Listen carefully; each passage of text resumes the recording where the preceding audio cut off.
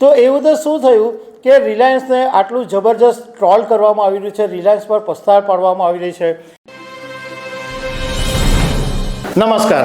હમણાં social media ઉપર operation સિંદૂરના નામ ઉપર રિલાયન્સ ઉપર જબરજસ્ત પસ્તાળ પડી રહી છે અને યુઝરો જે છે એ રિલાયન્સને જબરજસ્ત ટ્રોલ કરી રહ્યા છે। તો એવું તો શું થયું કે રિલાયન્સને આટલું જબરજસ્ત ટ્રોલ કરવામાં આવી રહ્યું છે, રિલાયન્સ પર પસ્તાળ પાડવામાં આવી રહી છે।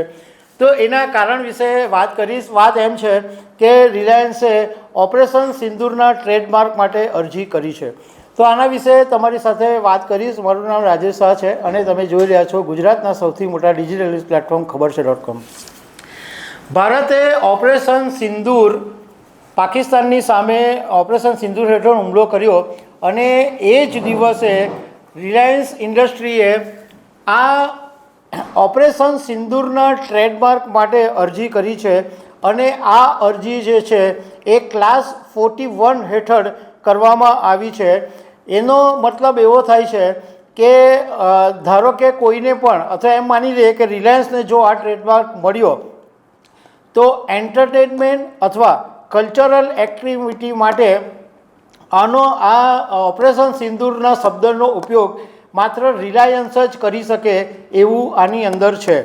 નવાઈની વાત એ છે કે 7 માર્ચના દિવસે વહેલી સવારે આ ઓપરેશન સિંદૂર ઓપરેશન થયું અને એ જ દિવસે રિલાયન્સ ઇન્ડસ્ટ્રીઝ તરફથી અરજી કરી દેવામાં આવી। જોકે આમાં અરજી કરનાર માત્ર રિલાયન્સ ઇન્ડસ્ટ્રીઝ નથી, પરંતુ આ સિવાય પણ મુકેશ ચેતરામ અગ્રવાલ કરીને કોઈક છે, ગ્રુપ કેપ્ટન કમલસિંહ ઓબેર એનું નામ છે, અને આલોક કોઠારી।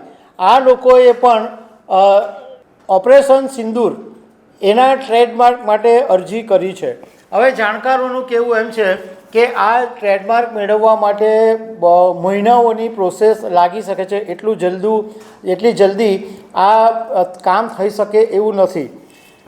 જાણવા એવું મળ્યું કે રિલાયન્સ ઇન્ડસ્ટ્રીઝ છે એ આ ટ્રેડમાર્કનો ઉપયોગ મિલિટરી ઓપરેશન્સ આધારિત જે ફિલ્મો હોય અથવા ડોક્યુમેન્ટરી હોય અથવા કલ્ચરલ ઇવેન્ટ હોય એના માટે આ ઓપરેશન સિંદૂરનો ઉપયોગ કરી શકે એના માટે અરજી કરવામાં આવી છે।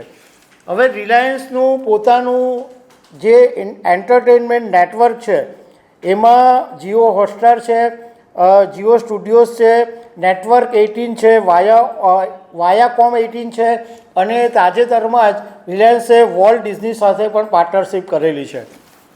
હવે જ્યારે આ ન્યૂઝ સામે આવ્યા કે રિલાયન્સે ઓપરેશન સિંદૂરના ટ્રેડમાર્ક માટે અરજી કરી છે એટલે લોકો રિલાયન્સને બેફામ બોલી રહ્યા છે અને લોકોનું કહેવું એમ છે કે તમે બધામાં જ બિઝનેસ શોધવા નીકળી પડો છો, આવા સમયે તો કમસે કમ વિચાર કરો।